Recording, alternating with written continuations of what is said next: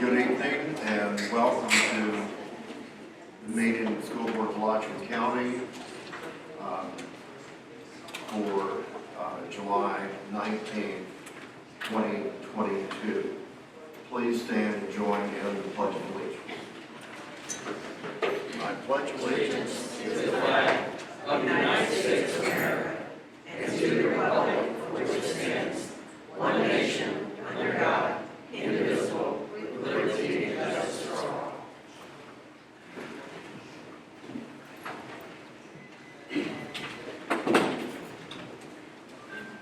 Before I turn the microphone over to Ms. Certain for our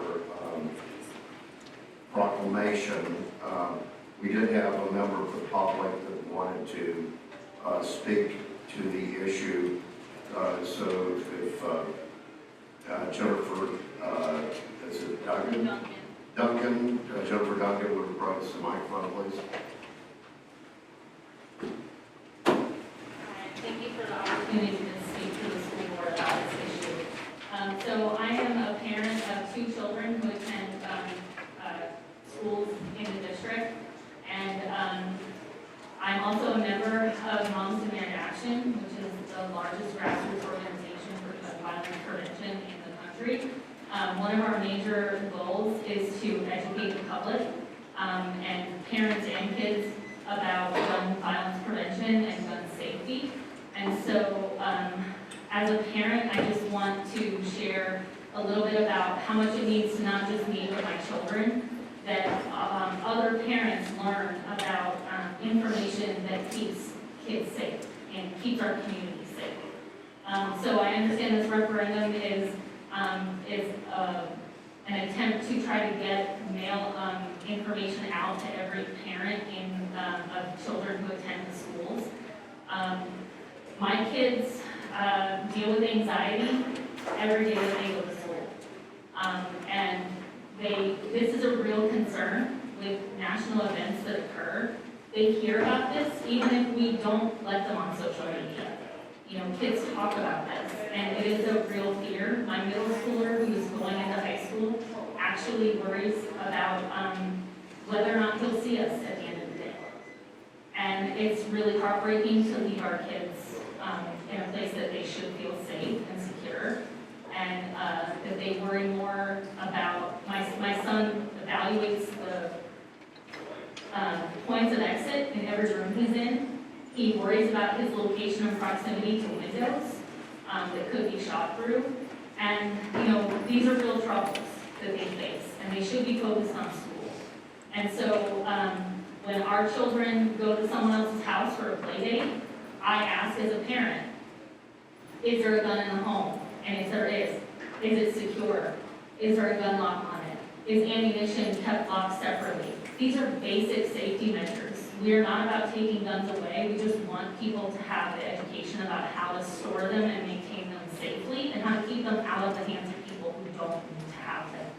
And so as a parent, I just want to really advocate for the board's advocation of our children and our teachers and the staff of these schools to be safe.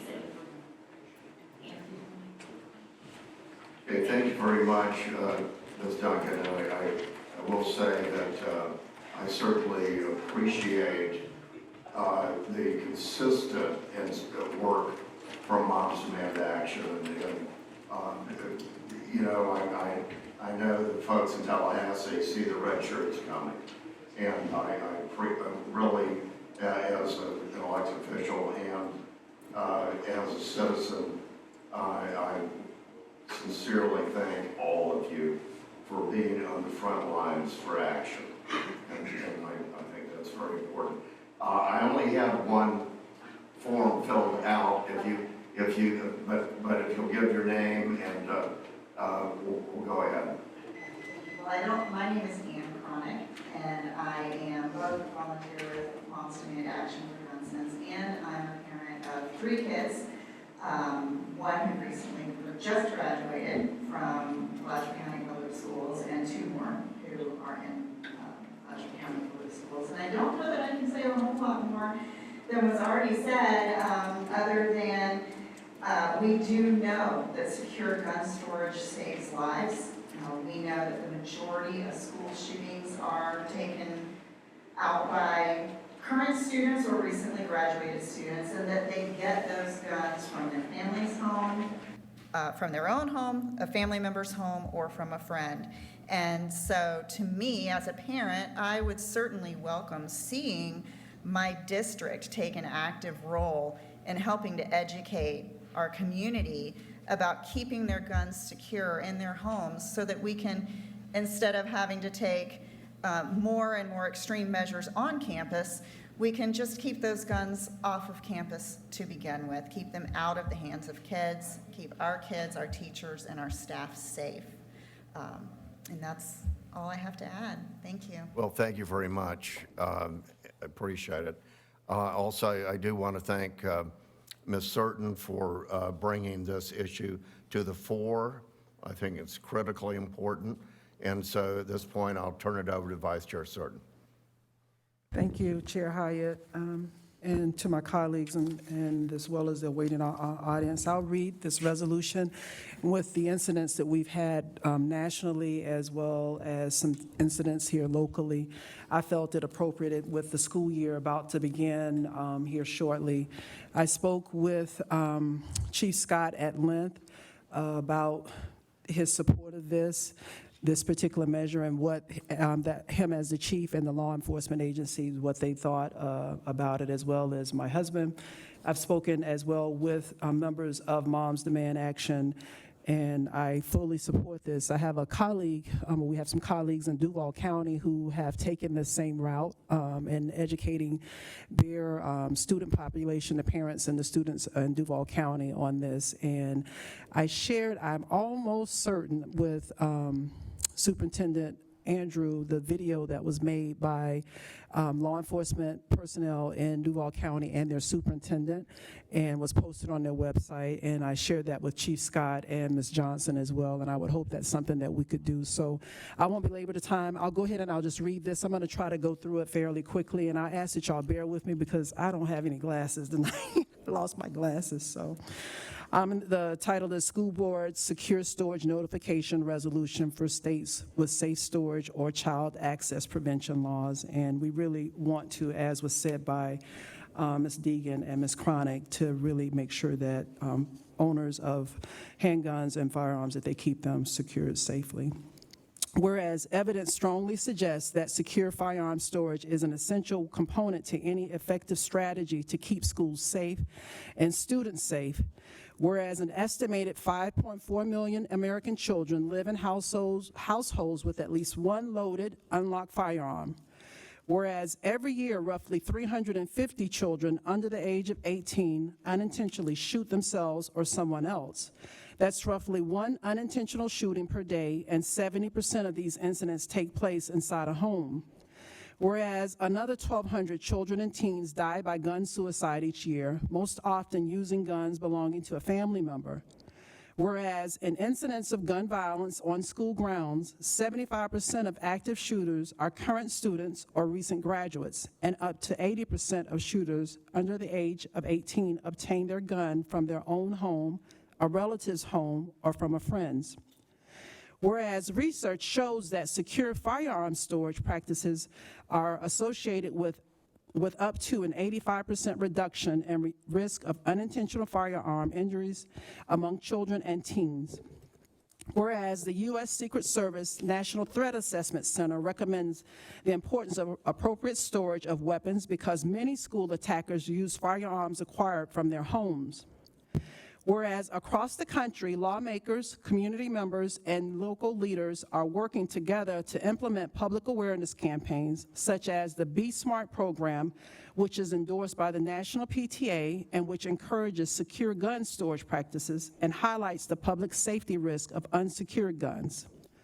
Whereas school districts across the country have begun to proactively send materials home to parents and guardians, informing them of applicable firearm storage laws and firearm secure storage best practices.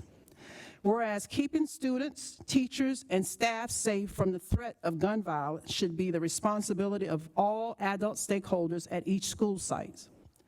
Whereas state law imposes penalties on adults when a child gains unsupervised access to unsecurely stored firearms. Whereas in order to continue the preventive measures to increase student and school safety, we must act now. Now therefore be it resolved, the board directs the superintendent and staff to update the student handbook to include information about parents' legal obligations regarding the secure storage of firearms, and further be resolved that the school board directs the superintendent to create an appropriate letter in English and Spanish to parents and guardians that explains the importance of secure gun storage, the legal obligations to protect minors from accessing the irresponsibly stored guns, to be included in the annual registration materials at each school site, and require a signature acknowledging awareness of secure gun storage responsibilities. And be it finally resolved that the board and the superintendent will continue to work with local law enforcement agencies, health agencies, nonprofits to collaborate and increase efforts to inform district parents of their obligations regarding secure storage of firearms in their homes. And it would be signed by our chair and Superintendent Andrew if we all agreed upon that. Thank you very much, Ms. Certain, and I, again, can't issue any more agreement than I have. It's so important that this information be shared with our parents and community, and I think this is something everybody can agree on, no matter where you stand on guns. And I know where I stand, but everybody should agree with this. Period. And I hope this is another step toward making our schools safer for our children and for our employees. Yes, ma'am. And I failed to mention, I'm sorry, and Chief Scott was not able to be here with us tonight, but he sent Lieutenant Kohler to be with us. And would you like to have anything to say, Lieutenant? Would you go to the mic over there, if you would?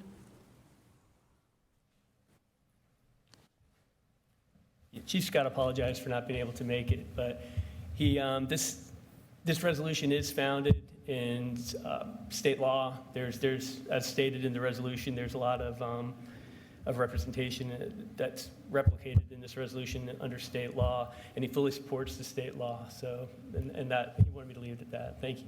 Thank you. Thank you, Mr. Hyatt. Okay, thank you very much. Okay, next we have our monthly update from our union, Alachua County Education Association. So we have Ms. Ward and Dr. Tusman. Good evening, Chair Hyatt, board members, district staff. I'm Dr. Tusman from ACEA. I'm the service unit director. And just excited to mention now that ACEA has a podcast on Amazon Music, Spotify, Anchor, and Apple Podcasts. So ACEA podcast is what it's called, so it's pretty easy to find. We also now have a Facebook page called ACEA Stronger Together. So that's also searchable, but you have to be a member, of course, to join that one. And then we would just like to thank all of our employees for their summer work. For some people, that looks like resting so that they can be ready for the next school year. Other people have been working all summer or doing professional development, which is also a form of work, of course. Some people have barely had a summer because they worked summer school. They were bus drivers, aides, food service workers, teachers at summer school. And while we recognize everybody is working hard, we want to give a special shout out to our 12-month employees, especially our custodians and our maintenance workers who have been working tirelessly over the summer in the heat and in the storms across the district, preparing our work sites for the next school year. Good evening, Chair Hyatt, board members, Superintendent Andrew. I'm Carmen Ward. I'm the Alachua County Education Association president, And I am very pleased that we have a lot of new members because we've had a lot of hiring happening, a lot of new employee orientations, and the really, really smart employees that are being hired are joining their union. And our members care about public education. And I do want to say that we are concerned about the idea that charter schools will come in and slowly reduce our resources and also provide services that are, I'll just say, not as good as what we have in the public school system, where we have excellent support for students. And so I'm just saying that from the union, from my membership, we care about public school students and public school systems. And so I really would love to put that out there, that we are highly opposed to charter schools siphoning off our funding. So that's one thing. I also would like to say that I would like to give a bargaining update. In April, we passed an MOU to the district bargaining team to expedite our negotiations because of the $15 minimum that is coming down, because of there's a teacher salary allocation coming down, and we wanted to have salaries in place for the beginning of this school year. That was our intention. We received in May the MOU back, so that agreed to expedite bargaining. But we are waiting for dates. We're waiting for board direction. So I just wanted to put that out there, that is what, so I hope we do get board direction soon to get back to bargaining so that we do have an agreement for salary in a reasonable amount of time, especially since there is a deadline this year from the state, so of October 1st, for that $15 living wage for a minimum for our education support professional unit. The other thing I would like to say is, unfortunately, I know some people don't think that COVID is still a problem, but it is a really big problem to employees that have COVID. We no longer have a COVID leave. We have emergency funding from the federal government through the state. We have ESSER funds until 2024 to spend, and those are emergency relief funds. We have some members, some employees that have COVID and have no COVID leave. And so that is a big problem. So we have also put forward a memorandum of understanding to address that our COVID agreements have expired. So we're waiting on that. It is very urgent to some of our employees that live hand to mouth. And I just wanted to say that we hope to have more of a bargaining update soon. So thank you very much. Thank you for your attention. Did I forget anything? All right, thank you so much. Thank you, President Ward and Dr. Tessman. May I ask a question? Ms. Russell. Yes, thank you. I would just like to ask if either of you were able to attend the NEA convention recently. Did you get to go? Yes. I would like to request that you give each board member a policy update or a policy book from the NEA. If you would do that, that would be helpful.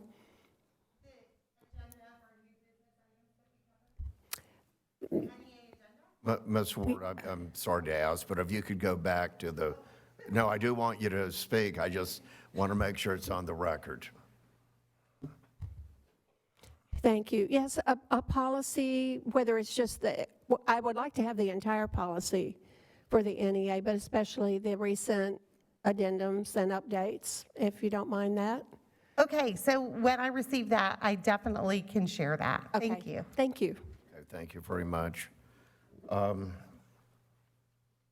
Next, we have the adoption of the agenda. There are two changes. We are, on the consent agenda, we're removing item 9, and I wanted to speak to that just a second. It's my clear understanding that we're going to address this in our very next board meeting. It needs to be before school starts. We have had basically the same agreement with the University of Florida since 2006. And if you can believe it, the University of Florida is charging us the same fee that they did in 2006. So don't tell anybody.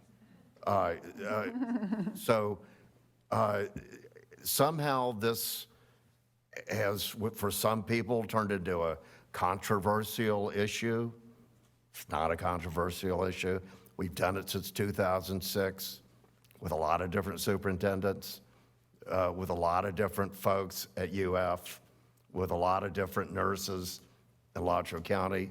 So just understand that we're going to make sure that everything is lined up correctly, and it's going to happen prior to the start of school so that our nurses will have all the tools they need to help our students, okay? Also, we're also pulling item 13, which was a student case. So for those two items are pulled for tonight.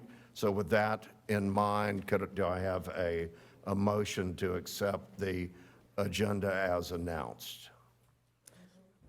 Second. Motion by Dr. McNeely, seconded by Ms. Certain. Do I have any discussion? I have a quick question if I could. Yes, ma'am.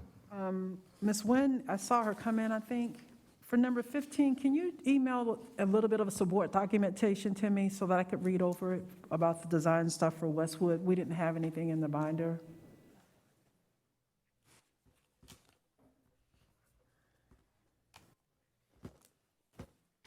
Well, maybe I overlooked it. Hi, Suzanne Nguyen, the Director of Community Planning.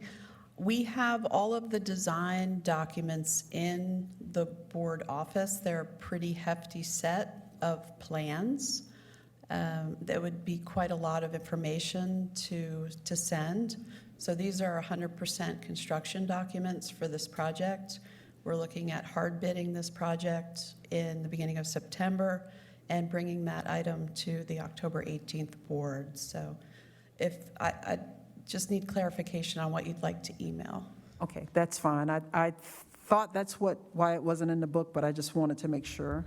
And if there was any other text that I needed to be able to read to know. Yeah, it's been in the board office probably for about 3 weeks now, roughly, and that's quite a sizable set of plans. We'll leave them there for you.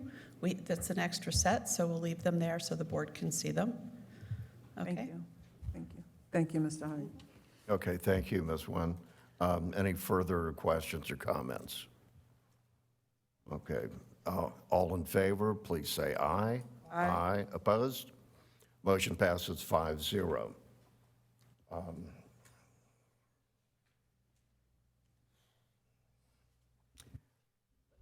Next, we have the approval for the minutes of the regular school board meeting for June 15th.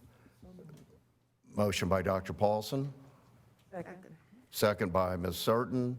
Any discussion? All in favor, please say aye. Aye. Aye. The motion passes 5-0. Next, approval of the regular board meeting minutes for June 21st. So moved. Motion by Ms. Certain, seconded by Dr. Paulson. Any discussion? All in favor, please say aye. Aye. Opposed? Motion passes 5-0. Next, the approval of the workshop minutes for June 22nd. So moved. Motion by Ms. Surden, seconded by Dr. Paulson. Any discussion? All in favor, please say aye. Aye. Opposed? Motion passes 5-0. And approval for the special board meeting of June 29th. Second. Motion by Dr. Paulson, seconded by Ms. Russell. Any discussion? All in favor, please say aye. Aye. Opposed? Okay. Now, we received very recently the school grades, and I think we board members and the public have had a chance to review them at least on a cursory level, and I'm sure there will be many deep dives coming. But at this point, I'd like for Chief Wise to give us an overview as she sees fit, and of course, if we have board member questions or comments, we'll take time to do that. There isn't, obviously this isn't an action item, but we want to address this while the iron is hot, so to speak. Ms. Wise. Thank you, Chairman Hyatt, board members, Superintendent Andrew. I appreciate the time this evening to take our first overview look of our school grade results.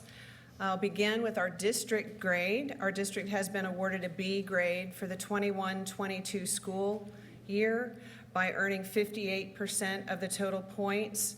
This is an increase of 2% if we had opted into a district grade last year, but an overall decrease of 4 percentage points from our pre-pandemic school grade. As has always been, this district grade is based on the average of the 11 components that we would be using for a high school grade. They basically look at our district as one large school. We have 15 of our schools who dropped a letter grade since pre-pandemic.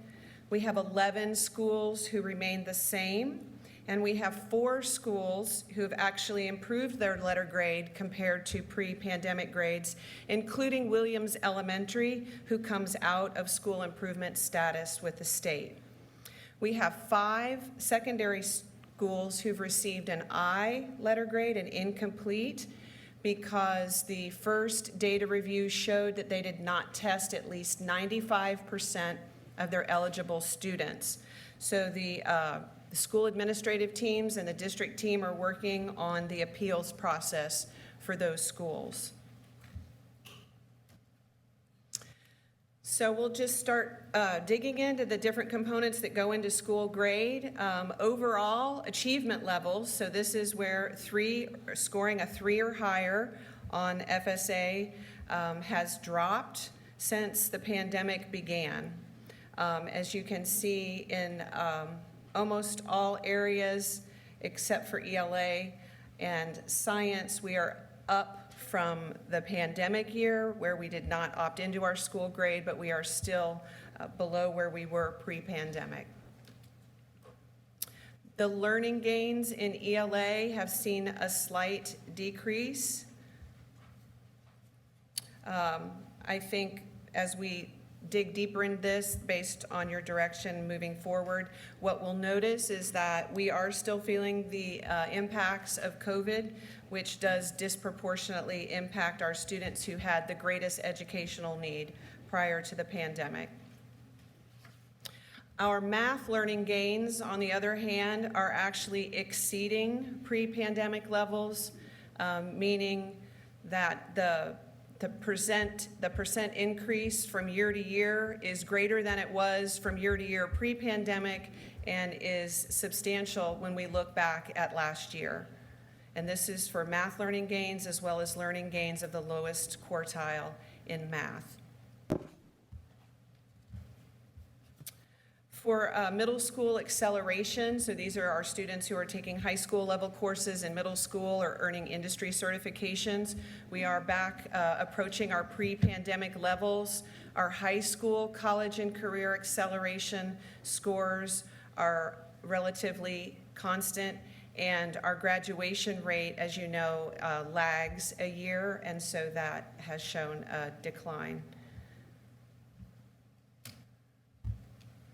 So when we look at the way our district compares with students who are proficient in ELA and math, we are at the state average for ELA and slightly below the state average in math.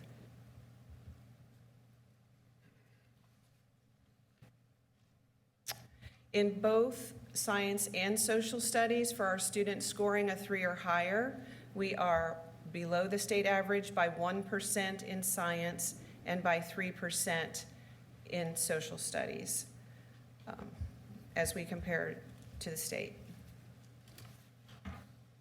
Another noticing that we have in the beginning of our analysis as we look at our schools who struggle the most, we do have 7 schools who have earned for the 21-22 school year a D or an F, and these 7 schools also happen to have the lowest average daily attendance of all of our elementary schools.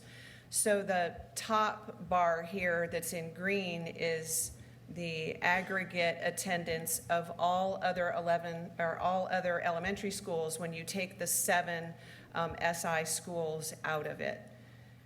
And so we've known for some time and continue to know how important it is for our students to get to school. We're continuing to look into other factors that we know contribute, such as teacher and staff attendance, as well as vacancies and long-term subs in our most fragile schools. I don't have that data for you this evening. So to talk a little bit about some supports for our SI schools. They're not able to be with us this evening because they are with our SI schools at the Bureau for School Improvement Summer Academy in Orlando, but we have 2 principals who will be supporting the work of our turnaround schools, Mrs. Roll and Mrs. Leinenbach. All of our schools who enter SI status will receive UNISIG funding in addition to their Title I supplemental funding. And the turnaround principals are supporting the way the schools are planning to use the supplemental funding. For our 2 schools who are in district managed turnaround, this is Lake Forest and Idlewild, those schools receive also TISA funding on top of the UNISIG and Title I funding. There's going to be an additional layer of literacy support embedded in all of our SI schools with our new literacy specialists. I'll talk about that a little more in just a moment. And we are also receiving increased professional development and support provided by our state regional literacy directors. I know that you're also aware of the Turnaround Leader Academy that Ms. Jones began last year. We will continue with that academy to grow the bench, if you will, of our leaders to do this kind of work. The literacy specialist is a new position. We are using some of that reading categorical funding to hire specialists who can be embedded in the schools and working side by side with our teachers to help support their practice around literacy. All schools are going to have access to the literacy specialists, but those with the highest need, as indicated by data, will have the highest level of support. The literacy specialist will be responsible for helping the administrative and school-based literacy leadership teams develop a literacy support plan with the support of the state regional literacy directors. These literacy specialists are going to be having regular training sessions after school hours with the state regional literacy director. All of these people are going to be housed in the schools, and will not be pulled for professional development during the student day, because that's when we need them the most to be in the classrooms with the students and the teachers. We are also going to be doing more targeted tutoring for our students outside of the school day. We're hoping to leverage the connectivity of the devices using those ECF funding that we've been surveying our families and finding out who needs it.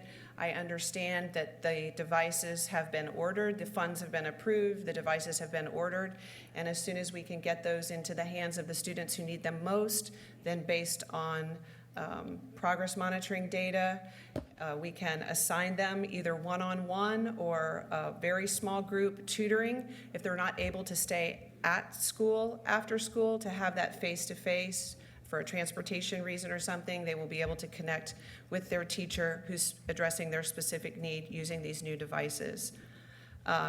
There's also a program sponsored by the Department of Education with a volunteer tutoring program for our K through 3 students, and this is still under development. So we have a long and storied relationship with UFly and Dr. Holly Lane, and that has been really deepened and improved in the last school year. For close to 20 years, we've had UFly tutors working with first and second graders in individual or small groups with trained volunteers, college students usually. For the last 5 years, our administrators and teachers have been invited to participate in the James Patterson Literacy Challenge, which has given us very high quality professional development around the science of reading. But last year, we have been able to be supported by UFly with a full K2 implementation of UFly Foundations. And I want to share some of the preliminary data. Dr. Lane was not able to be here, and I hope that we're able to have a meeting another time when she can be here to really talk to you about the good news that we're getting from our UFly Foundations pilot. Letter naming fluency. So all of these different areas where we're measuring how students are performing are different, if you will, building blocks to becoming a fluent reader who can understand what they're reading. And what I want to call your attention to in this next series of graphs, and when we get to spend time with Dr. Lane, she'll definitely dig into this deeper, but the blue line is the 2021 school year, so pre-UFly Foundation implementation into K2 core instruction, and the orange line is the past school year, the 21-22 school year. And so based on progress monitoring using DIBELS, which we've talked about before. In fact, Dr. McNeely said they've been using it since she was in an elementary school. We're on the 8th revision of DIBELS that is measured beginning of year, middle of year, and end of year to our K through 2 students. And when we looked at their letter naming fluency, this is a test that's considered to be very predictive of their risk for students who need additional support. But what I want you to notice is the blue line, which is the 2021 school year. The students began the year above, as we would expect, where they began last year, after so many of them were either not attending school in person, attending online, or in a classroom maybe that was doing high flex. So the orange line, they started the school year lower than they had the previous year, but they ended the year above where the previous school year had in both kindergarten and first grade in letter naming fluency. And this is a trend that we continue to see with the phonemic segmentation fluency. This is another primary building block of reading decoding. And again, you see where our students began the year lower than the students the year prior to the UFly Foundations implementation, but ended the year higher. In the nonsense word fluency, correct letter sounds, this is just measuring students' understanding of alphabetic principles. So they give them nonsense words and see how they can read them, and helps them understand the relationship between what they see and what they say. And so again, for our kindergartners and first graders who started the year lower than the students the year before them, ended the year higher. Word reading fluency, just reading words out of context. Again, we see a similar result for kindergarten and first grade. Our oral reading fluency is measured for the first time in first grade, and they too scored at the end of the year higher than their grade level peers in the previous school year. So we're very excited about this. The UFly Foundations is used as part of core instruction in grades K through 2. Beginning next year in intermediate in 3 through 5, it will be part of intervention so that we can expand that to some of our older students.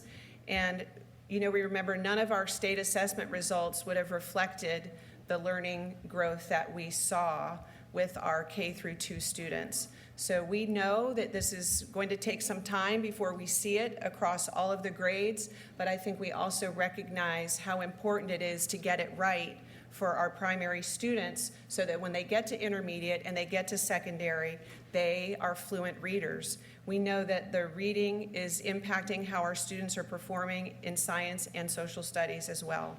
So we're very excited about this.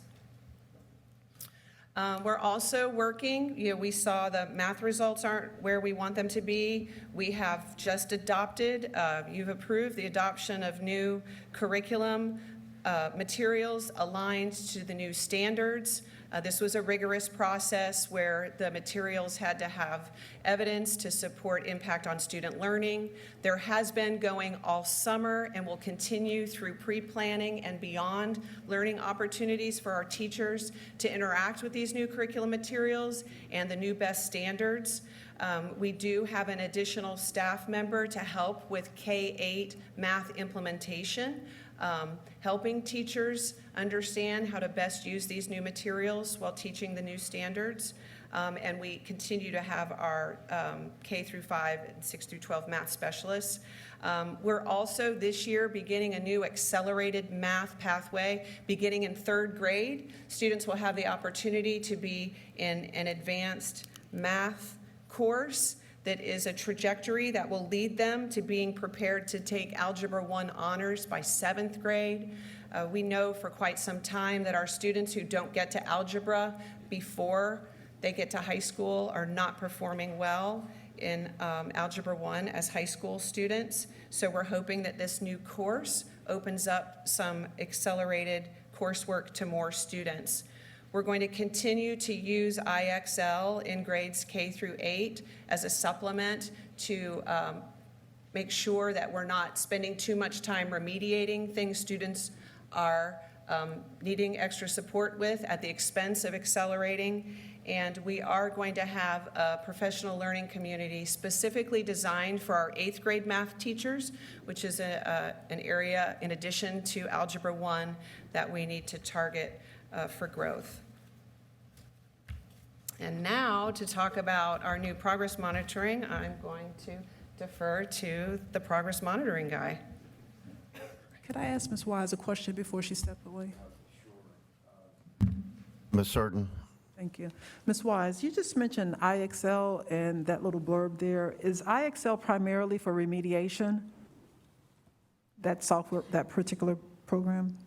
So it would be for intervention. It isn't part of our core curriculum materials. So it may be used in elementary school. We may see it used in a learning center. And in a secondary school, it would be something that they did outside of the core instruction. So either during class or outside of class. Okay. And how long have we been using IXL?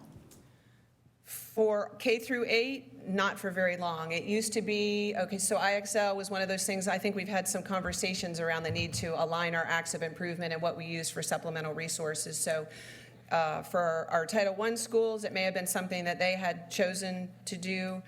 We had some middle schools who were using it if they had funding to support it, but we will be using ESSER funding to provide it to all K-8 students.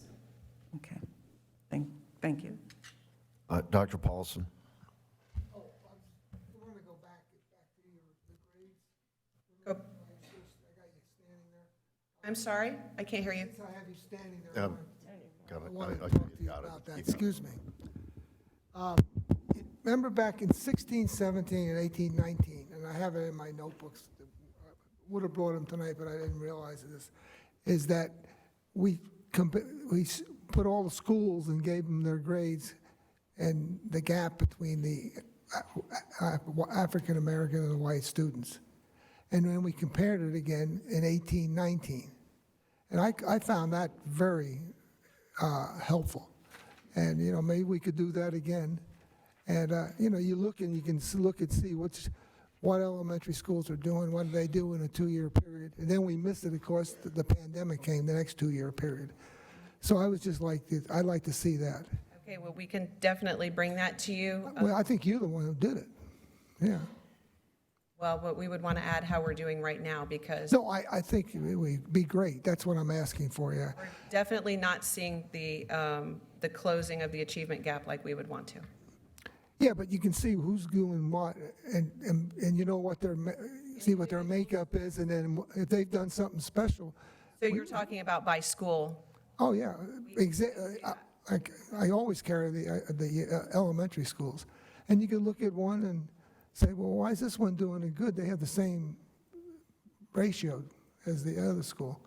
And, it'd be something to look at for, the people and see if it's helpful in someplace else. Anyway, I've been wanting to do that, but we haven't had a chance to do it because of what's happened. So thank you. Dr. McNeely?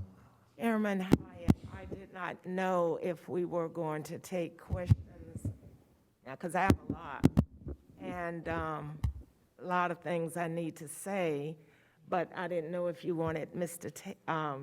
Gillifan, please excuse Taylor. Please excuse that pronunciation, for him to come, or are we going to go back through everything Mrs. Wise has stated? Well, Dr. McNeely, Ms. Herndon asked to speak, and then Dr. Paulson did, and I certainly would yield to the wishes of board members. I think it's probably best, it's certainly going to be your choice, but I think it's probably best if we go ahead and finish the presentation, and then we can ask any of our presenters what we need to ask them. Okay, thank you. Yep. Okay, thank you, Dr. McNeely. Thank you. All right, good evening, Chair Hyatt, board members, Superintendent Andrew. As Ginny Weiss stated, my name is Taylor Gilfillan. I'm the Director of Data Analytics, Accountability, and Evaluation, or oftentimes the progress monitoring guy. We've spent a lot of time talking about how we're analyzing and reflecting on our current year data, but we also know there's things coming ahead that we need to start planning for. And one of those things I know we've all heard about is the FAST progress monitoring, which is replacing our FSA tests. So to give a quick overview on that, what is FAST? FAST stands for the Florida Assessment of Student Thinking. It is going to be an assessment that we administer 3 times per year and is going to assess students on the existing and new best standards that are coming out. So without butchering it right, I know that K2 best standards are already in place. This is the first year with new standards for almost everyone, and this is the assessment the state will use to assess standards on the mastery of those standards and benchmarks. Who's going to be taking this test is students in voluntary pre-K through 4. Yes, you read that right. 4-year-olds starting in voluntary pre-K all the way through 10th grade. I'll also share publicly too, I know one of the things this was billed as was kind of the end of high stakes testing and standardized testing, and I'm sorry to disappoint anyone, but that's unfortunately not true. We still are going to continue having the 5th and 8th grade science tests. Our EOC courses you see listed there are also going to continue to be a high-stakes, once-a-year test at the end. The final FAST assessment of each year is still going to be summative. We don't transparently have a lot of information about how long that summative test will be. And just noting, when we're talking about high-stakes tests, this doesn't have any impact on tests like the ACT, SAT, other things outside of measuring student mastery of standards and benchmarks. So how are we already planning on using this? FAST is going to be managed by 2 different companies, believe it or not. So for voluntary pre through 2nd grade is going to be managed by a company called Renaissance. They already have pre-built reports for sharing data. If you're familiar with Flickrs, it's a kindergarten screening we use. It's the same company that runs that. So the great news is all of our kindergarten teachers are already going to be pretty familiar with this system, and we're probably going to help lean on them to share that with their other friends who are new to it as well. So in terms of reports ready for teachers to use, ready to share with parents to talk about the child's progress, I'm confident that that's already going to be in place with Renaissance, and we're excited about that. For 3rd grade through 10th grade, that's going to be managed by Cambium. That's the same group that has done and worked with our test delivery system. So the good news is for most of our secondary schools, the same platform we've used to assign testing is going to continue to stay. So in terms of all the things changing, I'm actually looking forward to that because that's a very familiar tool that all of our secondary administrators and teachers are very familiar with.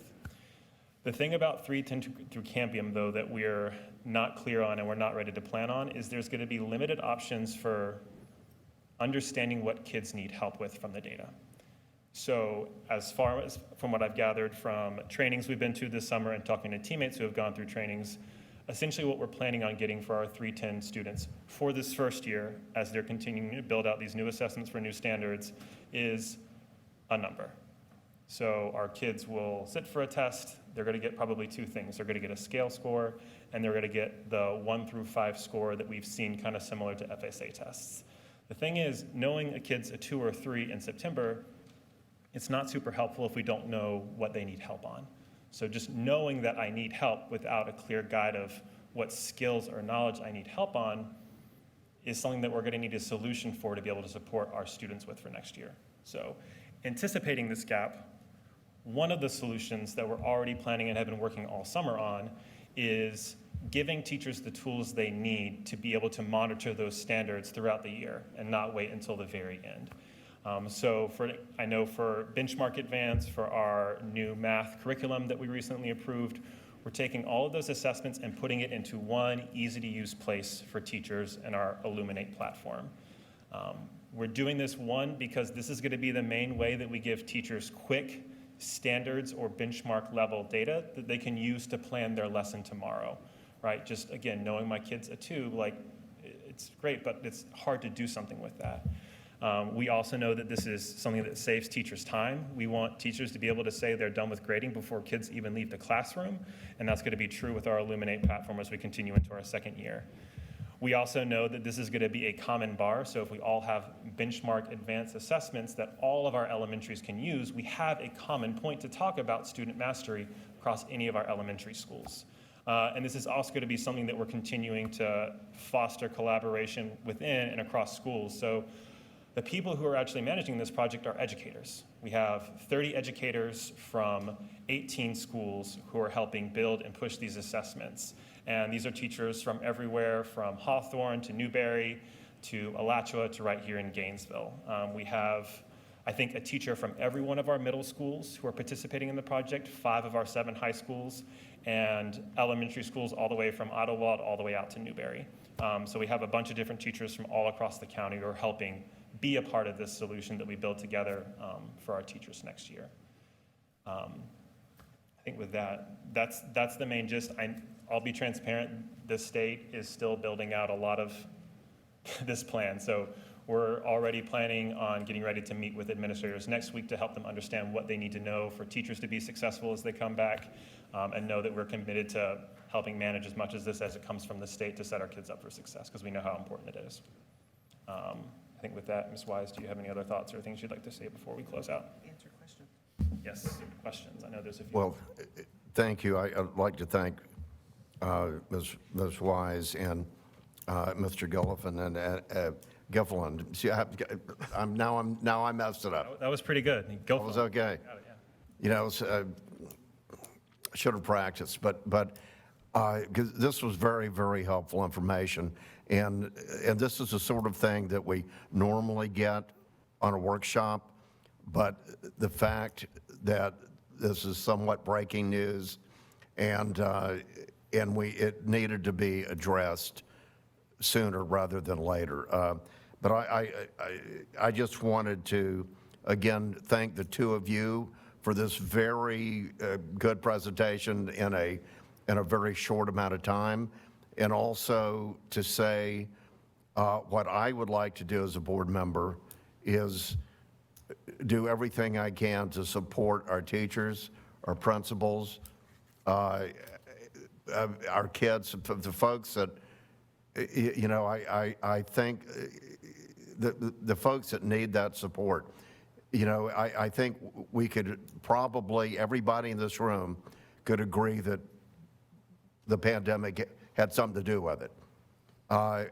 And maybe there'd probably be a whole lot of different opinions as to other causes, why we're doing maybe better in some areas and worse in some areas.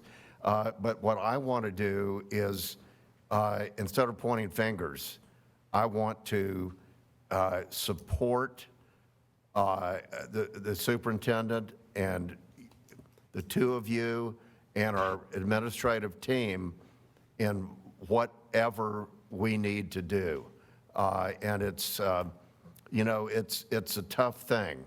And I know all of our teachers, hardest year, we thought the hardest year was the year before last. I think we learned that last year was probably harder. So, you know, we need to be supportive, and I hope we can do well for you, and I really appreciate it. And I know Dr. McNeely is very, very patient. I appreciate that, so we're going to go with Dr. McNeely, and then anyone else who would like to speak. Thank you, Mr. Chair. I think I may have it, Taylor Gilliffin, kind of. I mean, progress monitoring guy works too, but no, Gil Fillin is perfect. Sorry, I'm sorry.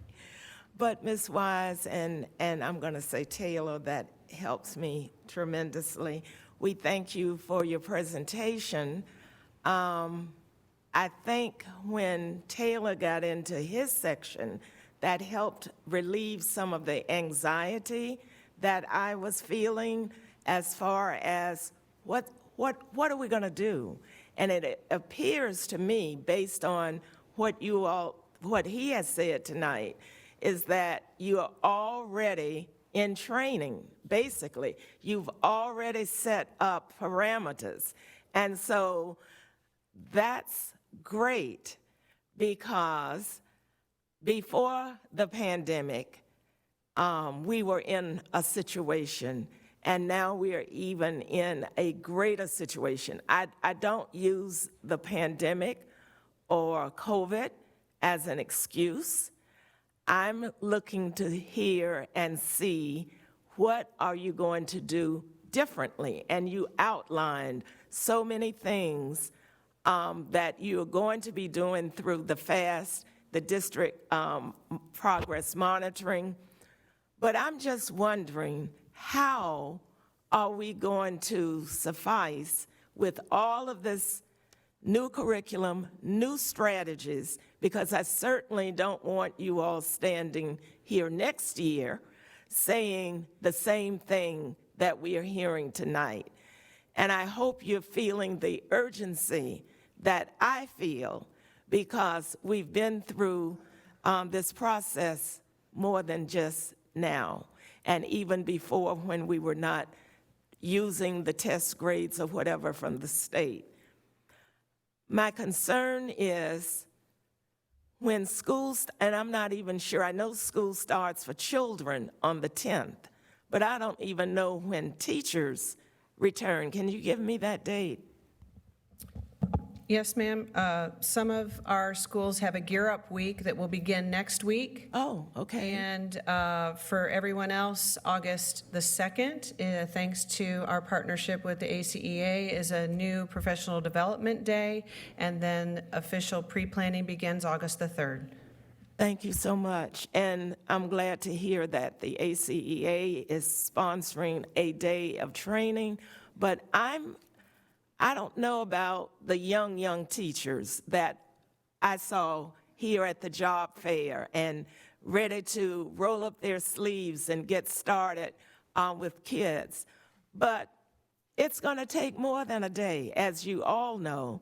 It's going to take more than 2 days. And I heard Taylor say that you've got specialists, or you might have said it, Mrs. Wise, that will be working in tandem with the instructional staff. But I don't know, do we have enough folk? Because I'm thinking about all of the long-term subs and the day-to-day subs in many of our SI schools. They don't have the training. I'm just wondering how you're going to close that gap. And I don't know if you have answers or if you've discussed it, but I know you know it's coming. And how are you going to prepare the parents? Because what the instructional staff is going to be doing, there needs to be carryover once the students get home, or unless we're thinking, well, we don't have to do that with parents. We just need to do day-to-day. What are your thoughts with that? What are your thoughts with all of the new folk? And I guess I could look at Mr. Shelnut and ask him, are all of our positions filled instructionally now? And I knew his head was going to go like that. So inasmuch that you say we're starting on the 2nd, and we've got math, science, ELA, all of these subject areas that we need to close the gap. I could not believe when, I don't know if you all sent it out, when we got the scores the first, I guess 2 weeks ago now, I could not believe where we were. And so, unfortunately, I didn't have any hair to pull out because it's out. So I started calling staff, and I thank Mr. Berry in his absence tonight. He did return my call because I wanted to hear firsthand what is going to be the difference. You've outlined it well, but now who's going to be doing all of this work? You don't have specialists for every school. I don't know if we still have beginning teachers with supports in place. I don't know. I don't remember. But maybe we do.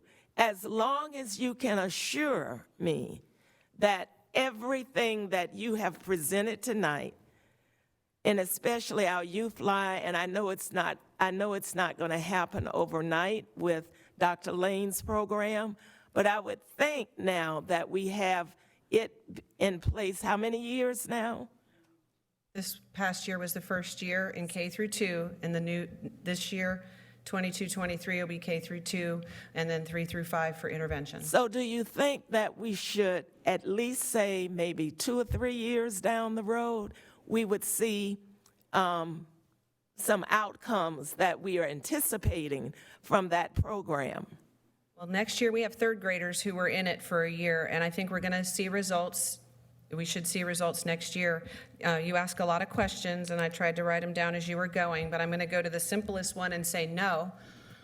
Do we have enough people? No, but we have good people. We've been able to hire some specialists from out of the district, recruit them to our district, because it's a balancing act of pulling our master teachers out of the classroom in front of students to put them supporting teachers to create more master teachers, and that's a balancing act. And so there are going to be 8 literacy specialists, 5 elementary and 3 secondary, and they will be deployed in a way that supports the schools who need them the most will get the most time, maybe 2 or 3 days a week, the entire school day. And as you are have fewer students in need, you may get 1 day a week, or you may get 1 day every other week, but every single school will be supported by a literacy specialist. And I think I would like you to know that something that we've been doing for maybe 3 years now, because we only had, prior to these, 8 literacy specialists and 1 more math curriculum specialist and implementation specialist, we had about 50 humans whose job was to support 2,000 teachers.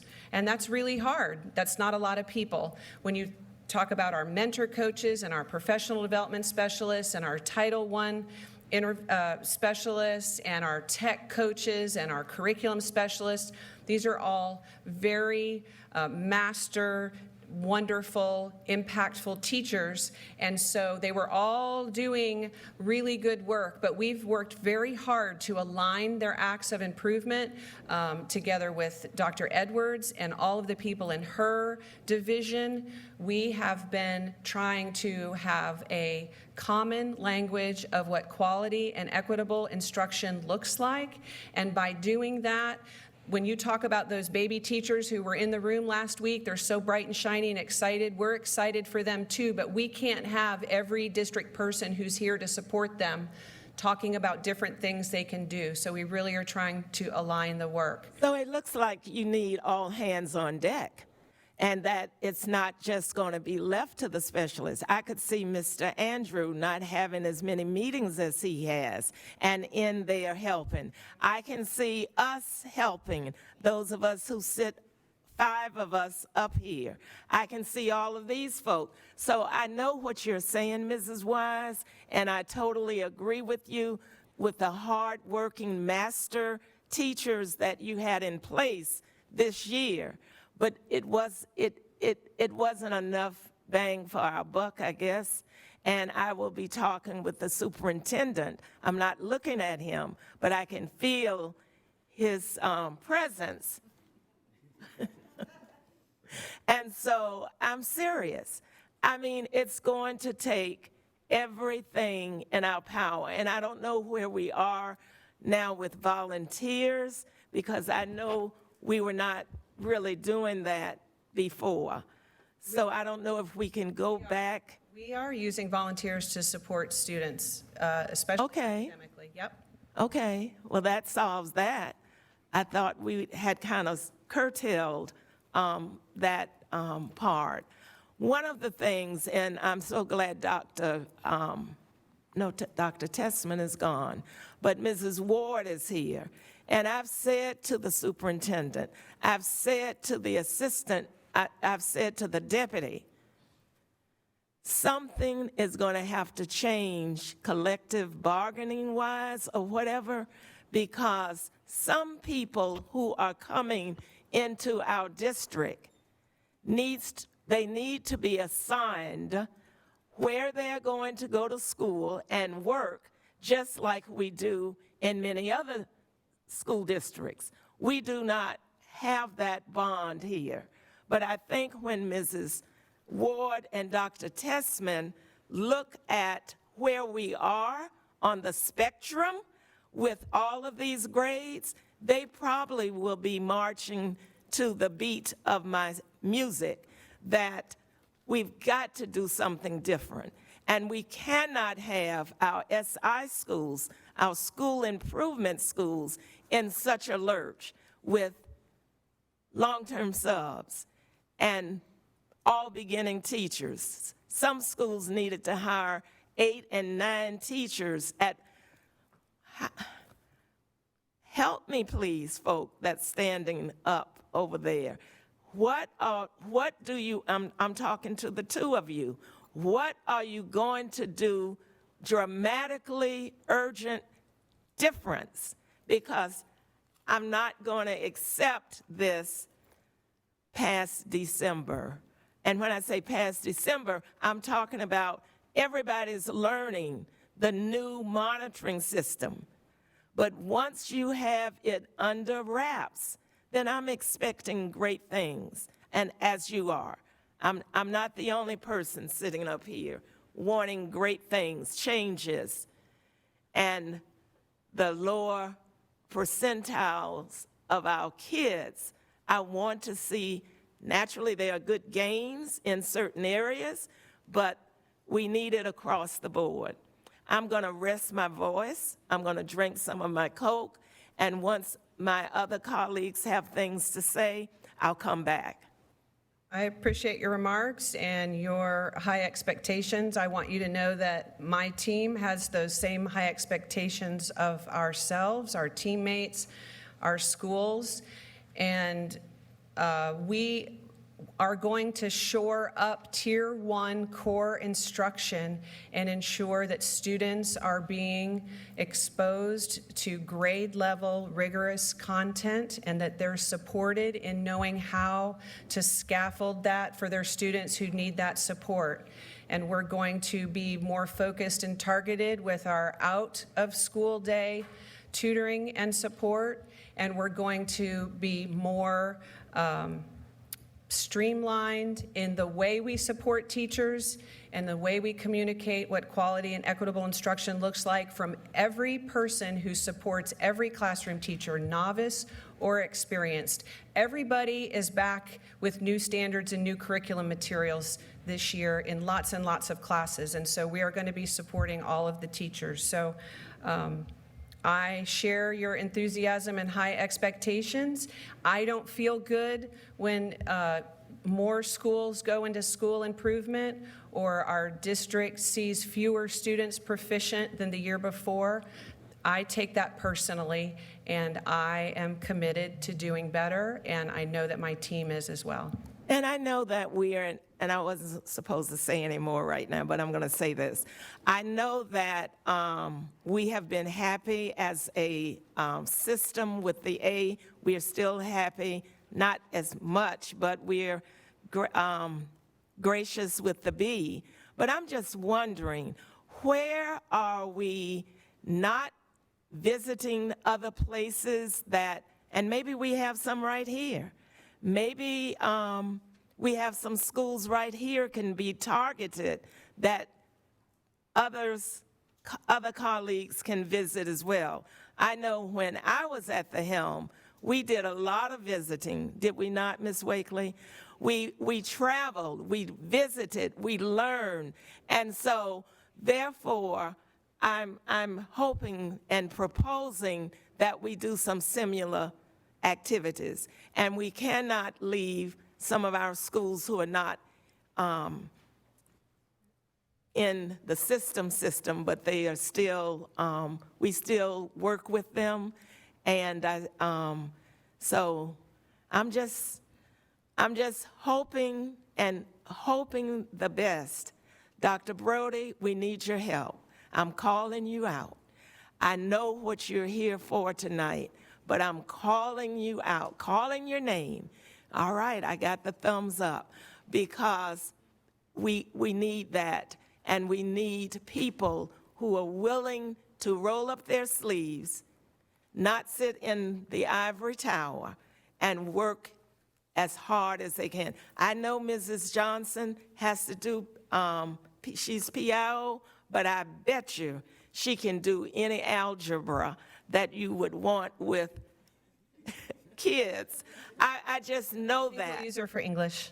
All right. And Dr. Edwards asked me the other day, I'm politicking now, she asked me not to call out names, and so, because I had left out a key name, but Dr. Edwards, I'm saying all of the people in equity, all of the people beyond, David Delaney, when you're not on a case, I expect you to be here as well. That's how crucial, how critical this is. Alachua County should not look like this with the University of Florida and the esteemed Santa Fe College in our backyards. That's all I've got to say for now. Dr. Paulson. Okay. Chair. Well, I really want to thank you for the presentation, and I saw Chief Jones come in a little while ago, and I just wanted to, before you sneak out, and no one would blame you, but I just wanted to say what a great support you've been to the youth of Gainesville and Alachua County, seemingly forever. And, you know, and thank you for your partnership with us. But most important, thank you for what you mean to the children. And so I just wanted to publicly acknowledge that before, again, in case you were sneaking out. And I didn't want to, I certainly didn't want to interrupt anybody. Now he can't go.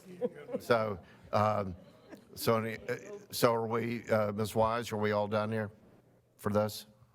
Are we good? Or we still have more? If I could share one more thing, Chair. Oh, absolutely. The last thing I was going to share, and I didn't think to share this back when we were talking about FAST, is what new and really exciting opportunities I think FAST presents for us as a district. I think the thing we've always bemoaned about FSA is when we get the results, it's too late, right? The kids have already sat, the decisions, the impact is already affecting them.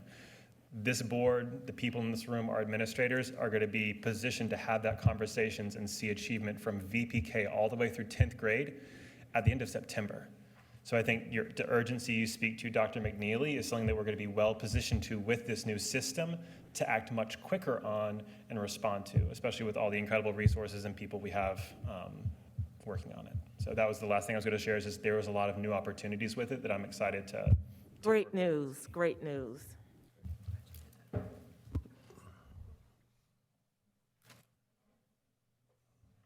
Okay, thank you both so much. Really appreciate it.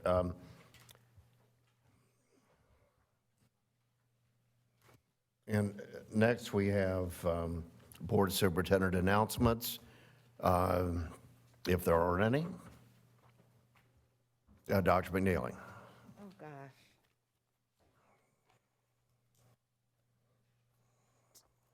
Two major things. I wanted to start off with, I don't see her here tonight, but Mrs. Nunn and her team.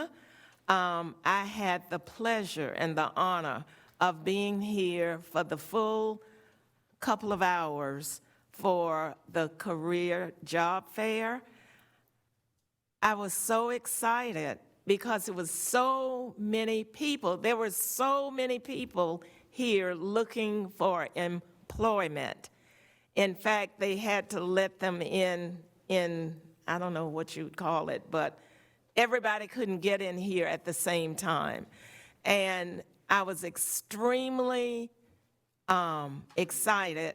My pad, I took down everyone that I could help, their names, and I promised them by Wednesday that I would call each of them to see how did they feel, thank you, for the whole activity, the event, if you want to call it an event, but I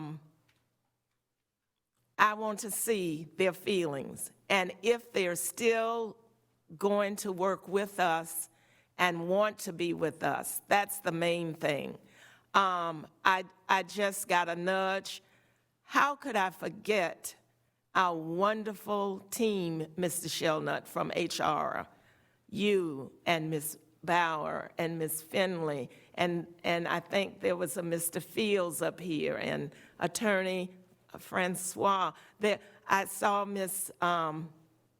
Wakely fielding people, and Mrs. Dell had just come in from a hearing, but she was here. We had so many people. Mr. Souza, I'm sorry, you were here. Mr. Jones, I'm looking at you. You got a lot of people, but now we need to keep them because we need our buses to run on time. So thank you to everyone who participated. I came in just to observe. I wanted to spend 15 minutes. I stayed the whole time. And it was worth my learning of what takes place in a job fair that large. And so I'm hoping that we'll get a report of how many positions were offered or how many contracts were offered. It's going to be exciting, but we need to do one almost, Mr. Andrew, every day next week. That's how critical it is. And then the other thing I wanted to recognize was Mr. Will Frazier and his Buchholz team, champions again and again and again. And I thought he might have been here tonight to get his accolades, but hopefully we will be presenting those students and the team leader. It's amazing what they can do and what the knowledge. So I don't know if Will come down the elementary to an SI school, but I'm going to ask him. He needs to come down and see another part of the world of Alachua County. So we thank him for all of his work with our students, and congratulations. Thank you, Mr. Chair. Thank you. Mrs. Russell. Thank you, Mr. Chair. I just want to echo what Dr. McNeely said. Congratulations to Mr. Frazier for another outstanding win for our district. It gives us a good look to have something like that in the midst of everything else that's going on, to have such a spectacular math team. And our district is now very widely recognized around the country for that, and just want to say how much we appreciate him and the work that he's done and the way that he has gone about finding ways to make math fun and challenging and interesting. I thank you. Okay, thank you. At this point, we're coming to the citizen input. I don't have any, this would be for general items that are not on the agenda. I don't have any forms turned in. We have 15 minutes set aside. Do we have anyone on the phone? No one on the phone. So we're going to move ahead to the superintendent for the consent agenda.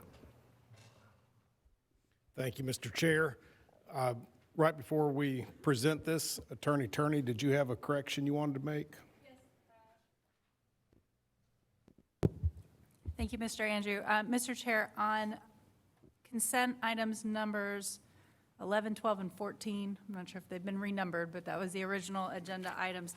Under the superintendent recommendations, there was a typo in each of them to have the final order expelling go through July 19th. It says 2022. We meant 2023, so I just want to make sure the board is aware that the recommendation is for it to go through 2023. Okay, thank you. So that stands corrected.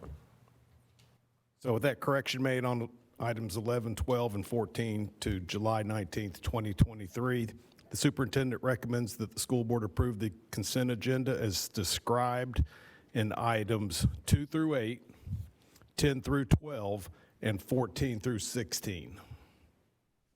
So moved, Mr. Chair. Do I have a second, please? Motion by Ms. Surton, second by Dr. Paulson. Any discussion? Ms. Russell? Yes, I just have a couple of questions about item number 7, the nurses update. I would like to ask, first of all, who is our medical director that we consult with about these policies? Is that Dr. Edwards? Okay. Dr. Edwards, motion to meet. Good evening. My name's Janelle Green. I'm the Health Services Supervisor. Okay. We have a new medical director this year. It's Dr. Ratna Hakaria. Excuse me, I'm still learning her name. She is from the UF Pediatrics Department. She's not here with us this evening. Okay. And the second question is, okay, I'm looking at the wrong section, but there's a section in there when if there's an incident with a student and it's under investigation, we don't notify the parents. They have to ask for a subpoena to get that information. I'm just wondering why we would not notify the parents if there's an investigation call for. So I know that the handbook updates we've been working on I think that was in there last year as well. And I know that there is a new bill referencing the notification of parents. So that part of it, I don't think coincides correctly with that bill, so we will have to amend that section where there will be notification. I think it depends on the situation, though. Barring that it might be a DCF investigation, we would have to consult with principal and security and all of that before notifying parents, because it could possibly be that the parent is being investigated. So it would depend on the situation. Okay, well, I think we should clarify that because, and explain that, because otherwise it looks like we're withholding critical information from parents about an accident or an incident or something that happened with their own child. Well, we would have to clarify that it would be if the parent is under suspicion of being the perpetrator, then we would have to wait before notifying parents that we are doing that investigation. Okay, thank you. You're welcome. Okay, thank you. Any other comments or questions? All in favor, please say aye. Aye. Opposed? Motion passes 5-0. Next, action item 1, we had we all received an email from Ms. Sanders with the Florida School Boards Association, and they're asking for another representative, or a representative from our district on the legislative committee. So I'm sorry, the advocacy committee. You know, we already have about as high as we can get in the totem pole with Ms. Surton's position, but we need to appoint someone. I was sort of hoping that Ms. Russell could do this, because I was just thinking that about the assignments that we all have, and I thought that perhaps Ms. Russell had the best opportunity to do this. So, but I'll certainly accept any motions for her or for anyone else, and should be pretty simple. So do I hear a motion to appoint someone for the advocacy position? So, Mr. Chair, if I could say, I don't have a problem with Ms. Russell saying, but as being a member of the executive committee, I'm already on advocacy, so I wouldn't volunteer to do it. So, Okay, well, will that be a motion then? so that, Ms. Russell, yeah. And do I have a second? Motion by Ms. Surton, seconded by Dr. Paulson. Do I have any discussion?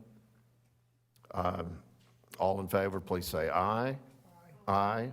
Opposed? Motion passes 5-0. Thank you. So, Mr. Hyatt, can I ask you something? We don't have anyone on the legislative committee. I mean, I'm a member of the legislative committee, being president-elect, but there's normally another person also. I think Dr. Paulson was our legislative committee person, and you were the, yeah, I was also thinking of people that it possibly would be here after November. Right, so I was going to which ask won't Dr. be me. McNeely if she would do that, because. Yeah, well, I think that's a good point. Let's, I think probably what we should do, if it needs a vote, then let's do that. That we'll add it to the next meeting. Yeah, I think it does need Okay. we should have done it because I was surprised to see just advocacy and not legislative. Okay. Because the legislative, Maybe I misread the letter. That's on me. no, But legislative came first and then this one was there, Okay. so, yeah. Okay. Just add it to the next Sure. one. Well, thank you for pointing that out. Okay, and now, Mr. Green? I'm sorry? Oh, we need an alternate? Okay. Do I have a, I think, Ms. Certain, are you sitting in with that committee? Yeah, as being on the executive committee, you sit on all of the committees. Okay, so, do you think we need an alternate, or if, certainly, do we have any other board members who would like to do that? Or should we just use, I know we're not going to be there. Mr. Hyde, put Yes, my ma'am. name down. Okay, is that good? Does everybody accept that as part of the motion? Great, okay. So are we okay here, Mr. Delaney? Or do we need to vote again? It sounded like it passed by acclamation. Okay, very good. Okay, so thank you for stepping forward, Dr. McNeely, very much appreciated.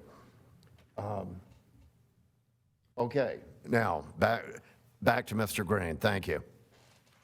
Yes, sir. Good evening, Chair, board members, and Superintendent Andrew. What I'm bringing for you tonight is the approval of the charter application from Santa Fe College. On April 28, 2022, we received the charter application from Santa Fe College. The proposed charter school will eventually serve grades 9 through 12. If approved, the charter high school would open for the 23-24 school year. The district's application review committee, or the ARC, consisting of members from each department here for the school board, has evaluated the submitted application. On May 31st, the charter application and evaluation instrument was dispersed to the ARC, and prior to the board workshop held July 13th, the ARC held a meeting on July 7th to discuss the results of the evaluation instrument. After careful review, the ARC recommends the charter application be approved. Since the original application cannot be changed once submitted according to state statute, the ARC has made some recommendations that should be addressed in the charter's contractual language. The ARC's initial concerns partially met for that application were about ESOL, safety and security, and also the serving of lunch. These areas of concern were addressed by the ARC members along with the Santa Fe's team, and again, they were addressed at the workshop by Dr. Homart. A negotiated contract between the board and Santa Fe would be presented to the board for final approval prior to the school's opening. The superintendent recommends the approval of the application as presented. Okay, do I have that motion? Okay. Motion by Ms. Certain, seconded by Dr. McNeely. I think Ms. Russell was first, and then Dr. Paulson. Oh, okay, Dr. Paulson. First of all, I'm a lead off, so Dr. Homart, I really thought you made a good presentation, but I have concerns about this. Now, I think when the governor came down to Santa Fe, Mr. Brody, it was like February 2nd. And I'm sorry, but I was very much predisposed then. And I think a lot of my fellow people know. And so I didn't know about this, and I think and I've heard from a lot of people, and I really spent a lot of hours on this since the last meeting, is that I don't know if we had a discussion on what we should have had about this. I've been working on CTE. This is important, and what really set me and made me think was Ms. Certain when she said about GHS. You remember that? And I said she's spot on. So that's concerned me. And, I mean, I looked at, I keep a lot of stuff. And 2 years ago, Gainesville Sun, local training for in-demand jobs. It was a editorial by the Gainesville Sun. They talked about what we could do with CTE in here. And I know a couple of years ago in the DAC, I brought up, I wanted to combine Eastside and Lofton. Because at both of the time, you had block scheduling with Lofton, block scheduling in 9th grade with Eastside, and both of their enrollments were down. And I thought it would be good to do that. But always looking, I think CTE, we need to look at it. And that's why I'm bringing this up right now. That's what's concerned me. But then again, at the end of this editorial, it says all these efforts they showed me, that, what they talked about, career source, that kind of things. The community is galvanized to improve career and technical education opportunities here, rather than anyone claiming ownership of the only solution. I'm not saying I have the solution, but I think I have been involved in trying to have a solution.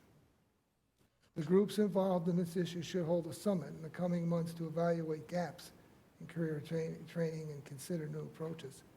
They also talk about having a technical high school. And that's kind of what Lofton, I've always envisioned Lofton as being. So then, I'm not the only person that said this. We don't see where we had, besides the people that evaluate charter schools, and I looked at those, but I think we could have had more representation on our side, and the two sides work together. Because I'd like to see, and I'm not going to be here in 4 months, but when I leave here, I'd like to see us having a plan for career technical for this district totally, and working together to do it. And I didn't see that. And I don't know why, but then I've done some more, I've done hours of this. I've met with people, the ones in the audience know who I met with. And the thing about it is, and I said, how can I do this? Because I can't say no. I think that's against the statute. So what can we do? And unless I'm wrong, we're going to negotiate a contract, right? And I think maybe we can work on this in the contract. I hope so, anyway. Sure, absolutely. And board members, it's great to see you again. And Superintendent Andrew, nice to see you as well. So Dr. Paulson, I understand your concerns. I hear them. But please know, so Santa Fe is committed 100% to helping CTE in our counties. Actually, just yesterday, I introduced your new, I think she's the CTE dual enrollment counselor, Jill Geltner, I think she just came on board. I actually introduced her to 8 other CTE folks at Santa Fe because we want to get that partnership going. And of course, the programs that she is focusing on are not in competition at all. It's complementing more than anything. So we already are starting to do a lot of extra work for CTE for this area. And like I shared with you last week, I've been at Santa Fe now in the dual enrollment position for 7 years, and I saw it really early on that I personally could not get students through the CTE programs through dual enrollment. I just couldn't. And so this was something that we came up with that we thought would actually fulfill that need in this community. We really are not trying to compete with the schools. Okay, a lot of you know I am through and through Alachua County Schools. I started here with you guys, and so 23 years trained with Alachua County. I am here to support your schools and your students, but this is just one area that Santa Fe can step in and really assist. We're not competing with GHS. We're not competing with Eastside. Like I shared on Wednesday, we purposely selected pathways that would not be in competition with the schools. These are not, the students that we are envisioning coming to the school are not the GHS AHP students. They may have visions of eventually going to become a doctor, but that's not the student that we are really trying to talk to and have join our program. Again, it's 2 health science pathways and 2 IT pathways. question, it's another question I had. Do you see yourselves expanding this and having, how big is this going to get? As a person that's pretty, always stood up for the budget, we're losing money. Yes, sir. Yes, no. So if I could, are we looking to expand it? Yes, in the sense of we're going to reevaluate the pathways that we offer, but not in the number of students. We are. You're going to be, when you said it'll be, I think you'll grow each year to about 300? Correct, no more than 300. Yeah, you don't see any more than that? No, sir. Not as of now. We are committing to keeping this as a small school with a very strong vision of helping those students get through this pathway, because it's going to be tough. It's going to be tough for these students to come in ninth grade and be ready to start their college pathway at the end of their sophomore year. A lot of our own dual enrollment students who are working on their AA track can't do that. So we're going to have to be very laser focused in on our cohort of students. That's why we don't want to go any bigger. That's good. And you said they could participate at their home school in extracurricular activities. That's something, we never had before with charter schools. Sure, absolutely. So, I mean, you all checked this out already, haven't you? Yes, sir. And the great thing is, they'll be. I mean, checked it out with the Florida High School Activity Association. Yes. All right. It's just part of statute that if they come to a charter school where we don't have the extracurricular activity to offer them, they're allowed to take it at their high school. And would you be willing, and I hope our district would put some more people, just besides the people that are in charge of these areas we had in the ARC, that we work in this contract together. And I like to see us, and I'm putting it both to our district and to you, I like to see an overall plan for career technical education in this county. And I'd like to see it pretty soon. Well, you're not going to do it before I leave, but I really, this is something I've been working on for years, and it's really hit home. And I thought your dual enrollment was great. Yes. I had a grandson in your dual enrollment. I don't know if you knew that. No, I did not. Just graduated. Fantastic. So, I hope it was a you great. guys had a great dual enrollment. Believe me, I hear it from my side of the family too. But I just want, I was concerned about our participation. And I just want to, I still see this as a way. I checked on how could I do this? And this is what I was told. So I just hope we could do this collaboratively and work collaboratively after this so CTE does become bigger. I'd love to see SHOP back in the high school. Home economics, everything, besides these other jobs. And maybe you could, are you going to offer more AS degrees people, but you can't go more than 300, you said. Correct, yes, correct. So what we'll do is after 2 years, every 2 years, we're going to reevaluate, and we're going to talk with community partners to see what the need is in the community. And then we will look at our own AS pathways and see if we need to change a few things around. Like maybe in 4 years, maybe we don't need any more cybersecurity analysis, cybersecurity folks in our area. Maybe we have already flooded the market at that point. So then we'll move on to another AS pathway at that point. Yeah.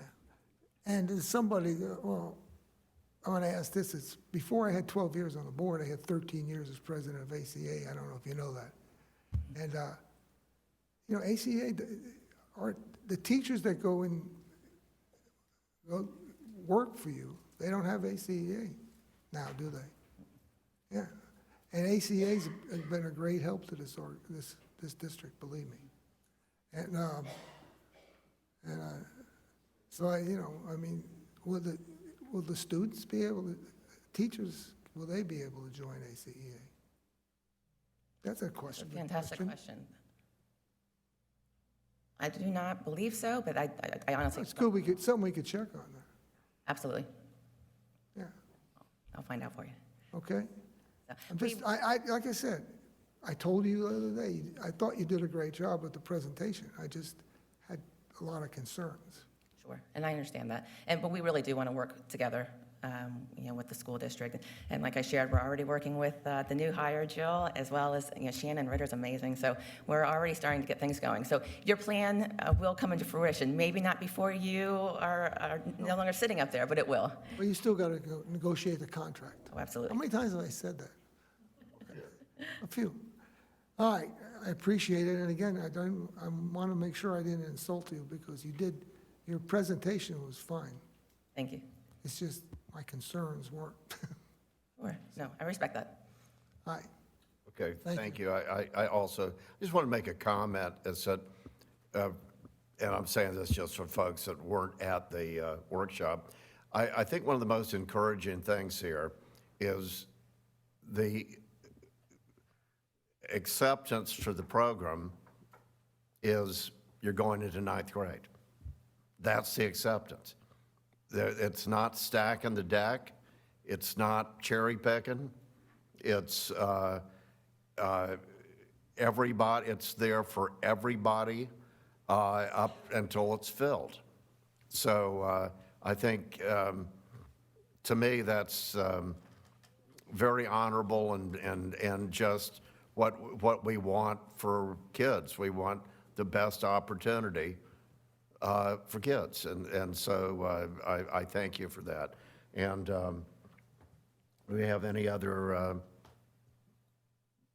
Dr. Paulson, you're done? yeah, I mean, Okay. I've had some more, but I've been just Okay. rambling on, but I appreciate you being able to discuss this with you. Okay, President Brody. Well, I just want to say, Dr. Paulson, I appreciate your comments, and workforce development is a significant commitment of our institution, and we will continue to work with the district on workforce development type initiatives. You know, we launched the ACB, which was a workforce development program where we had a 2-generation program working with the youth and the parents at the same time. We recently launched the SF Achieve. This is together with the district. We launched the SF Achieve program where I think at last count over 1,000 students from the district are included in SF Achieve. We will continue to partner with you. This is just another avenue where individuals can get their high school diploma, their associate's degree, and 2 industry credentials in high demand, in-demand fields of surgical technology, biotechnology, cybersecurity. And we do not intend at the moment to go above 300 students because we want to make sure we do this right. But we also want to make sure that we're doing this in collaboration with the district and that we're looking for other opportunities to collaborate with the school district to impact the lives of individuals that live in this community.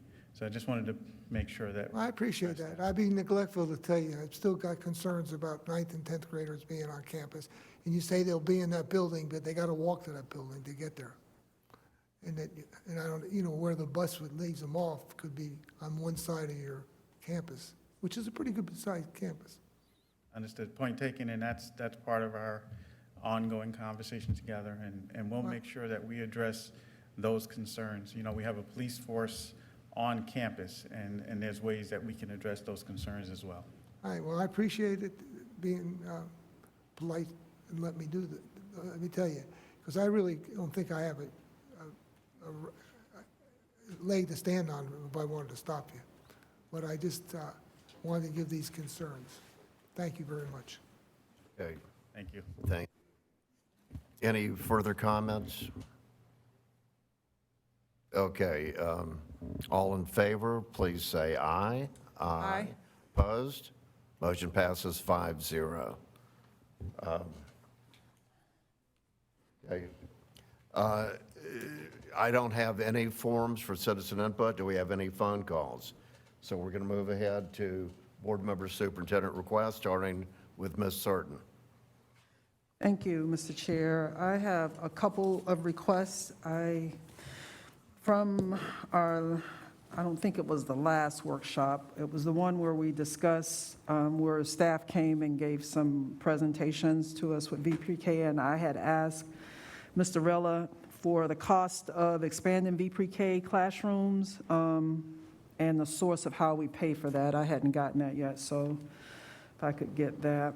I see Mr. Jones in the audience here with us, and he sent us, the board, a couple emails on some transportation updates, and for the life of me, Mr. Jones, I cannot remember Mr. Lucky's company's name, but we'll just refer to it as such. and you gave us the costing of that. So I guess my request would be for Superintendent Andrew and our purchasing department to try to come up with some type of contract for us to at least entertain that as a board, as a avenue of us going forward, moving forward with as one prong of a solution in transportation. That's one request. And I had a little bit of concerns about the markup on the transportation, but I then wanted to pivot over and ask Mr. Rella if he could share with us, not tonight, I know you don't have it likely, on the June 6th, whenever we met in June, the Kelly Services contract was up, and I noticed it went from 3 years at like 1 point something into 1 year at a higher, like about the same rate. So I'm taking it that we're paying Kelly if they place a sub, and if there's a markup on that rate, if you could kind of give us some kind of comparison for how the Kelly Services contract is priced based on how the contract with Mr. Lucky's company would be priced. I don't know if you're positioned to do that now. I see you pull your mic for it, but that is something that I'd like to have some info on. I can certainly speak to the Kelly Services contract. So it was a 3-year contract with 2 1-year renewals. So what you saw previously was the 1-year renewal of that contract, and I believe the markup, and I was part of the RFP, was 28.5% markup over the cost of the substitute. And at the time was the best rate we received from the 10 or so companies. I believe the firm, Director Jones brought, I want to say it was around that similar kind of markup range. I want to say 30, but we can bring back something a little bit more concrete on that, but it did seem to be within normal range, very similar to the Kelly Services, yeah. Okay, thank you for that. So that, I guess that does position you as to work with Mr. Garcia, however we want to go forward with the contract, or, you know, trying to entertain some type of services where we could hire, we could be looking at hiring sub-drivers to help fill the transportation gap. And then lastly, Mr. Andrew and your team, your teaching and learning team, we have 7 SI schools now. I'm concerned, I'm not going to go in like Dr. McNeely, but I do think Mr. Gilfillan brought a nice little summary presentation, him and Ms. Wise, but what I'd like to see going forward is the board get an update. Like what I'm envisioning is that there is some type of performance improvement plan for just those 7 schools around this little acronym, attendance, behavior, and core academics. And I know they'll be doing the assessments, interim assessments and all, but so I think in September, he says we should have some usable data.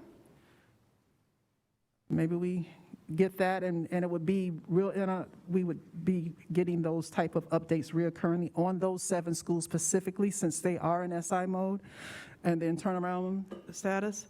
But I think we need to know what the principals and the district staff and the support people, what specifically are they doing, and are they evaluating those actions, and if we're having success, or they need to be trying to do some type of adjustment. So that's all I have tonight. Thank you. Okay, thank you. Mrs. Russell. Chairman Hyatt, in my correspondence with Mr. Frazier, he said he has presented to the Department of Education some kind of presentation about his teaching methods and how he looks for students to recruit into his program. And he said he would be happy to give us a presentation, so I would like to request a workshop with Mr. Frazier to talk to us about his successful math program and how he gets it done. Thank you. Okay, thank you. Dr. McNeely. Thank you, Mr. Chair. I too noticed Mr. Jones here in the audience, and glad to see him tonight, and he looks like he's still alive and ready to go for staff and students. However, things will need to change dramatically for transportation.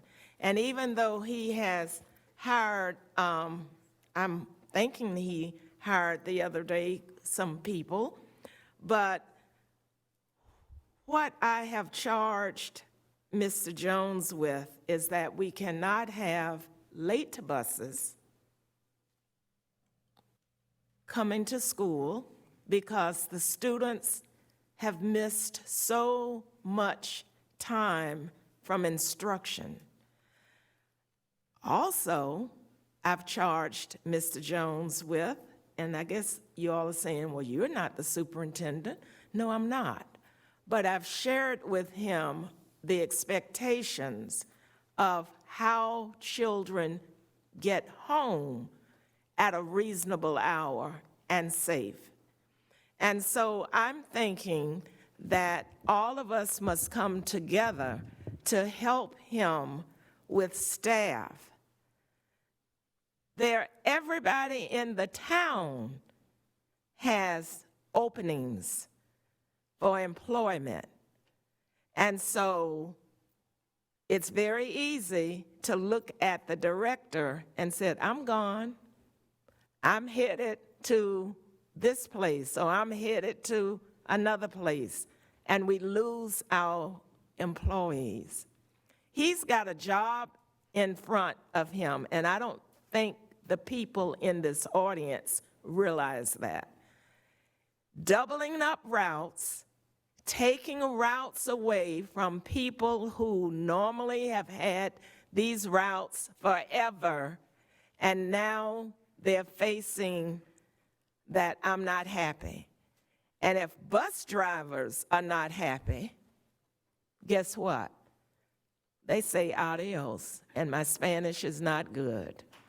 So when they do that, there is no replacement. Then we're right back into the same situation that we found ourselves in this past year. I said to Mr. Jones, Mr. Superintendent, I'll give you a full week when school starts, because everyone knows that there are backups and problems and issues and concerns. But I said 1 week. And I don't know what Mr. Andrew will tell you, Mr. Jones, but I know that we are going to have to support your staff. We're going to have to, I'm not saying kiss up to them, but make them feel like they are family. And so many times in the past, they have not felt that way. We need them. Maria is gone, Mrs. Eunice is gone, but I was going to say the same thing for our food service and nutrition. Because if she doesn't have the right people and the employees, then what? And now with all of the things that you've been reading in the paper, I'm jumping from you right now, might be back, about the schools that are now having to go back to the old way of eligibility, and parents are going to have to come in, and I know Mrs. Johnson has been doing an excellent job with that, of getting the information out. I really suggested that we need it on all of our marquees so that people will understand that if they don't come in and do that, then you will have a peanut butter and jelly for that day or that week. And it's nothing like a peanut butter and jelly, because that's my love. But when students come through the line and see that that's what it is, it's going to be some uproar, Chief, and we're going to keep that discipline intact. So I'm saying all of this because Darren Jones needs our support. He needs our help. It's almost like what I asked for earlier, all hands on deck when it comes to that department. And I said all hands on deck for curriculum and everything else, but we've got to get the children to school, and we've got to get them home safely. I don't choose to get a CDL. I can barely back up my own truck. So if I got the CDL, we'd be in trouble. I could move forward, drive forward, but I can't back up a long bus. Think about it. Recruitment is key. And so if we can help him even with that, the training of these folk who have to know everything, and especially the schools working with him. Because if a driver has had an issue with student behavior, we need it reported. We need to come together with parents, and we need to make sure that these kids understand you have a privilege to ride. It doesn't mean that you will continue if your behavior is of such. The other request I have would be for our social workers. The social workers in system of care, as well as project development. And I understand that some of our social workers may have 5 schools, and I question, if you've got 5 schools, that means you only get to 1 school per day out of the week, and sometimes even doubled up even more so. I'm asking that Mr. Rella, our finance person, I don't know if this is a bargaining chip, but where they have to drive all over our district, something has to be done about, you can't handle Wawa's gas, but they have to travel all over our district, and the small amount of money that they are reimbursed for gasoline is horrible. I'm asking that we all take a look at that. Our social workers are needed. They are very, very important, and I'm pursuing any help that I can get for them. And with that, between social workers and transportation employees and food service employees, naturally, I have not forgotten our teachers. And when Mr. Gillifan and Ms. Wise were talking about training, and that ACEA gave 1 day, I'm hoping that we can find other monies to support more training than for 1 day. Last year, I think Mrs. Certain went to the county for help with that, and I'm sure she doesn't want to go to the county again, county commissioners, that is, but we've got to do more than 1 day of training. We have too many new people. Thank you for listening. Okay, Dr. Paulson.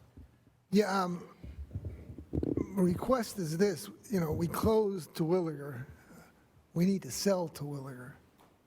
And I don't know what the holdup's been, but we need to do that. And I'll take the blame for Terwilliger closing because I'm the one who brought it up. Because why I'm telling on myself is because Terwilliger had good grades. They were the best grades out of all those schools in that area. And so I know Mr. Hyatt suggested something else. Maybe we should have listened to you, Mr. Hyatt.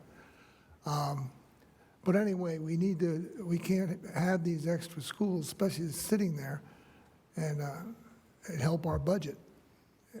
And we need to help our budget. So anyway, that's my request.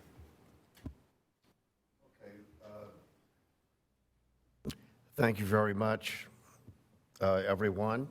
And at this point, we are adjourned.